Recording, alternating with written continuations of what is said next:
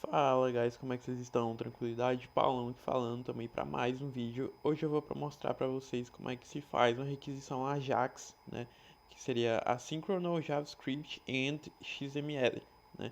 Mas a forma que a gente vai utilizar aqui é a forma mais nativa, digamos assim, do JavaScript, que basicamente é utilizando o XML HTTP request, que é algo que já tem, né, no próprio JavaScript. Você não precisa importar nenhum tipo de biblioteca, certo? Se você simplesmente instanciar, como a gente está fazendo aqui, você vai conseguir utilizar e fazer requisições, tá certo? Utilizando o JavaScript.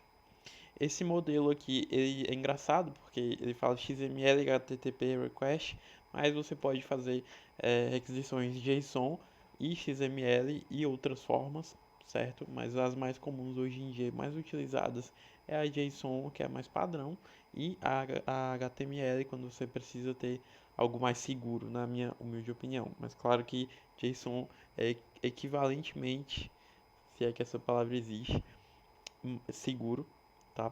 Mas então, o que que a gente vai fazer aqui, né, para mostrar para vocês o que que vai acontecer. Basicamente, a gente tem um HTML aqui, certo? Que dentro no head dele eu não escolhi fazer no mesmo arquivo, né, do HTML, já que o nosso body vai ser só um botão que vai clicar, né, para chamar a requisição. E aqui dentro do head a gente tem aqui o título, certo, da página, que é isso aqui, tá? O que que esse título onde ele fica no head, nessa tag título, ele vai definir o que que vai ficar aqui, né, na guia da página. Aqui, por exemplo, nova guia aqui, certo? Explicar com detalhes cada ponto para não ficar dúvidas, já que é um assunto que é para quem está iniciando em programação. Geralmente você pode usar quando você é mais avançado aí Axios para fazer requisição, né? Existem N formas. Acredito que o próprio Angular já tem algumas coisas naturais aí, então cada framework deve ter também um monte de biblioteca para fazer requisição.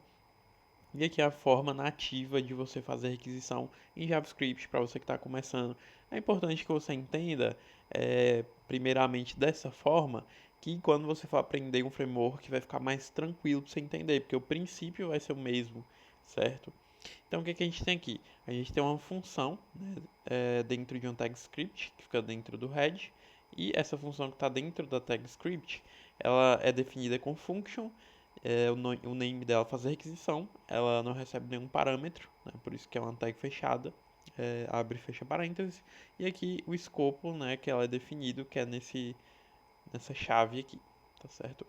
E o que, que vai acontecer? Primeiro, a gente vai instanciar. Instanciar basicamente é você pegar uma classe e construir um objeto com ela, né? Aqui basicamente é algo nativo do JavaScript, por isso que a gente não precisa importar nada. Então a gente coloca new HTML HTTP request, que ele já vai reconhecer que é um objeto, tá bom? Você colocar aqui é do tipo, né? Ele é um objeto desse tipo. Então, basicamente, a gente armazena na variável, tá? Você pode usar let também, aqui a gente não tá para dizer sobre clean code, né? A gente está aqui mais para explicar. E que você vai armazenar esse objeto instanciado aqui, né? Que a gente acabou de criar, em XHR, né? Que é basicamente HTML HTTP request, né? Que é um resumo disso. Agora a gente coloca a URL que a gente vai fazer a requisição. Essa aqui é uma API gratuita, tá? Que eu peguei aqui pra gente testar, tá? Ela retorna isso aqui e a gente vai entender como é que a gente vai fazer para retornar aqui no nosso código, certo? Basicamente, você vai colocar xhr ponto, né? Que é basicamente como se você tivesse vindo aqui, colocado ponto, certo? Mas como está armazenado nessa variável, né? Ela vai dar o ponto aqui e a gente vai chamar a função onReadyStateChange, né? Que é quando o estado de pronto mudar, certo? Quando o estado de pronto mudar, a gente vai chamar a função, tá? Então isso significa que quando o estado de pronto mudar, a gente vai chamar uma função, tá? Que não tem nome aqui, não definiu um nome para ela, mas basicamente é uma função, que vai ser chamada, que não tem nenhum parâmetro, que abre o escopo aqui, né, e fecha aqui, e ele vai verificar se o estado da requisição que a gente fez, né, ao clicar no botão, ele, né, ele obteve sucesso, beleza? E como é que ele faz isso? Ele coloca se a requisição, né, o objeto da requisição que a gente está fazendo, ele está com o estado de pronto igual a 4, e o 4 é o Done, né, uma forma de verificar que existe nessa biblioteca nativa do JavaScript. Se ele tiver como Done, é porque significa que a requisição terminou. E também, né, o E, ele significa que os dois lados precisam ser verdade, tá bom? Então, se o status da requisição, né, ele for igual a 4, que é o Done, igual a Done, se você pesquisar aí, jogar isso aqui, por exemplo, no chat GPT, ele vai explicar para você que o 4 representa Done nessa biblioteca aqui, tá bom? Então, se nesse objeto para fazer requisição, né, que a gente instanciou aqui, o status da requisição é igual a 4 e ao mesmo tempo o status que representa se deu certo ou não, né? Aqui representa o red state, representa apenas se foi feita a requisição ou se não. Para verificar se deu certo é o ponto status, ok? Que se ele for igual a 200 significa que deu certo. E se for igual a 200 significa que a gente tem conteúdo. Porque se não for, ele não vai retornar nada, né? Então, se a gente tem conteúdo, a partir dessa validação a gente consegue dizer, então, se tem conteúdo, eu vou armazenar ela na response. De que forma? Eu vou querer que eu converta, tá? Usando a função natural também, tá? Do tipo JSON, esse objeto aqui, tá? Então, usando a função parse do objeto JSON, que também é natural do JavaScript, você não precisa importar nada, eu vou passar como parâmetro a resposta da requisição, que é o response text, que fica dentro do objeto da requisição que a gente instanciou lá em cima. Tá? Ele armazena aqui, né, quando ele faz uma requisição, ele armazena o valor, né, se deu certo vai ser o 4 Done, se deu certo também, não, se ele fez de fato vai ser o Done, né, que é igual a 4, é como se fosse um enum, né, um enum, para quem não sabe, basicamente quando você quer definir um conceito associado a um valor, então o 4 está associado ao conceito de Done, que a requisição foi feita. E ele vai armazenar no status o 200, que significa que deu certo. Então, esse lado aqui significa que deu certo, ele armazena quando faz a requisição, se de fato der certo, né? E aqui, se de fato ele concluiu a requisição, ele armazena o 4. Tá? Existem outros valores, mas não é o objetivo aqui da aula. Tá? Então, aqui, após ele fazer a requisição, ele armazena na propriedade response text do objeto de requisição que a gente criou aqui, né? Que é esse aqui de cima. E ele vai transformar de JSON para string normal, para objeto JavaScript, aliás. Por quê? Porque quando a gente recebe JSON, ele vai receber isso aqui, ó. Ele vai receber uma parada tipo assim, sabe? Uma string, tá? E quando a gente converte para um objeto JavaScript, ele vai deixar algo mais visível para a gente. Então, o que a gente recebe e depois da conversão o que a gente vai ver, né? Então esse aqui é o que a gente recebe. E aqui é uma string pura, né? É um JSON, certo? E quando a gente faz a conversão, o que a gente recebe, né, com essa conversão aqui parse do que a gente recebe, né, que é isso aqui que a gente recebe, e a gente vai aplicar a correção do parse, é isso aqui. Vou mostrar. Ó, isso aqui, que é um objeto JavaScript. A gente converte e aí fica direitinho. Tá?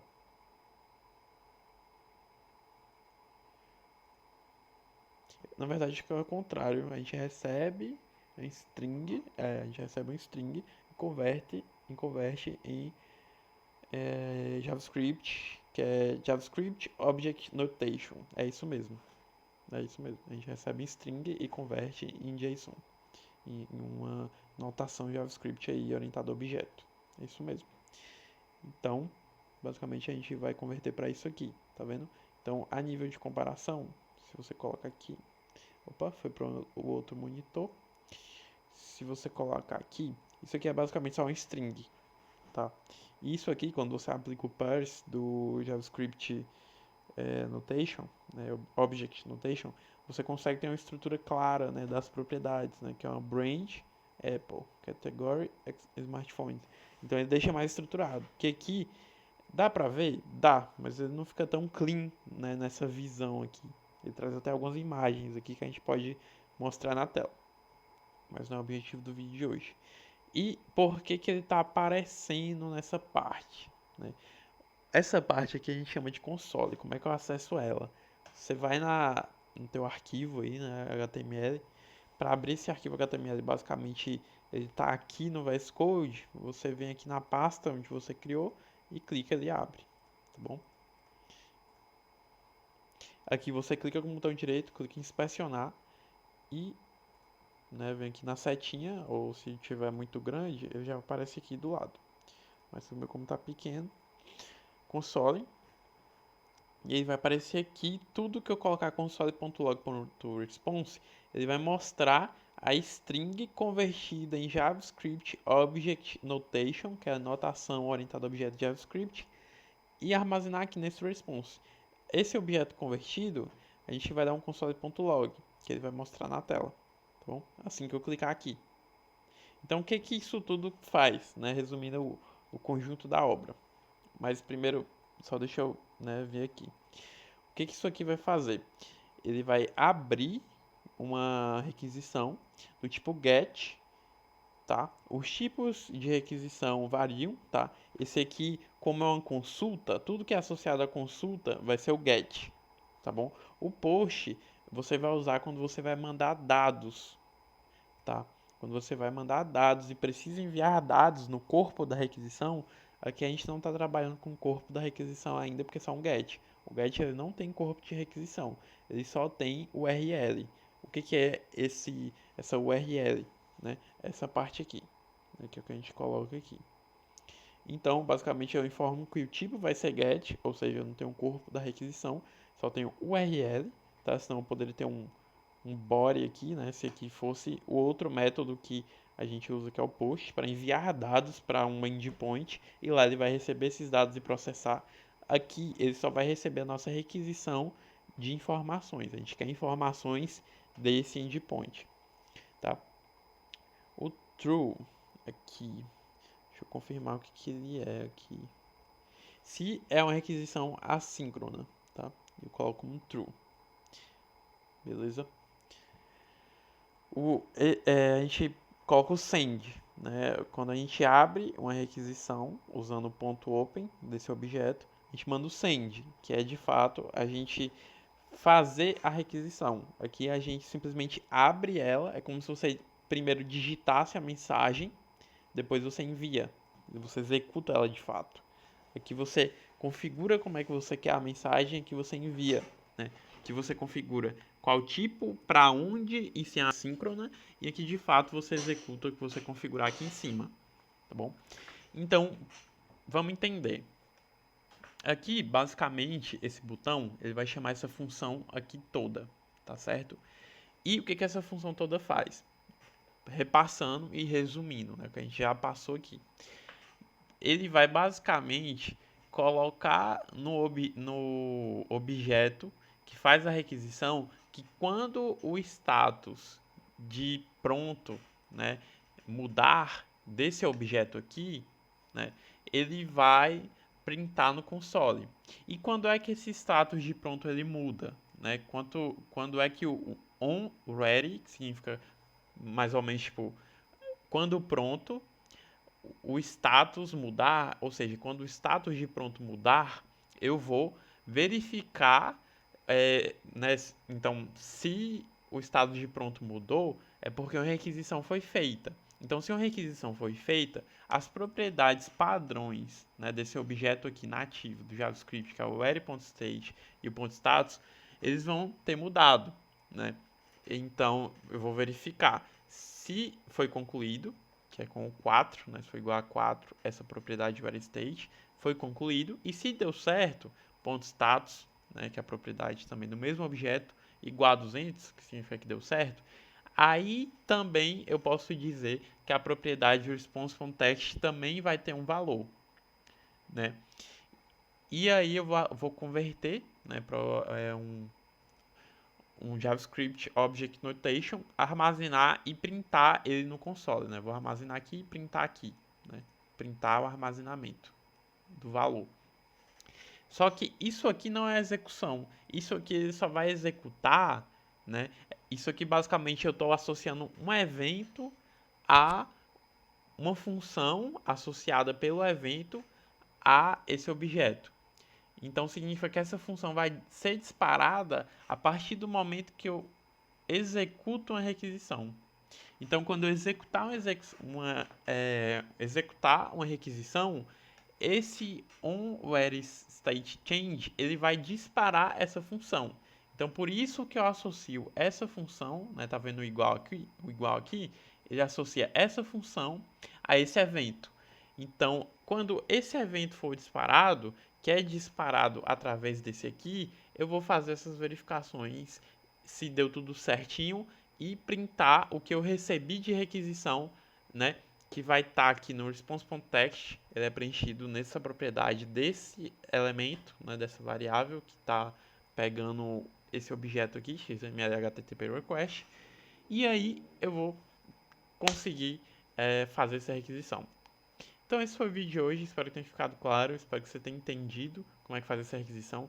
Copie essa mesma sintaxe aí, é importante que você digite, não é uma sintaxe grande, você pode pausar o vídeo aí e dar uma olhada, não tem nada muito grande, tá? Vou até descer aqui para você conseguir ver.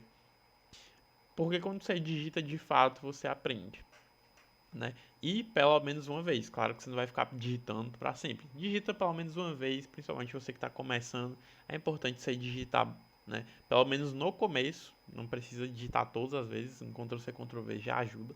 Copia essa sintaxe, faz o teste, né? Você pode explorar aqui esse site, beleza? Se você colocar até aqui, ó, 2, mudar aqui, né? 2, ele vai mostrar outros objetos. Tá bom? Assim como você pode vir aqui 2, 3, né? E é isso, velho. Espero que você tenha gostado. Se inscreve no canal, deixa o like e tamo junto. Esse foi o vídeo de hoje e um abraço.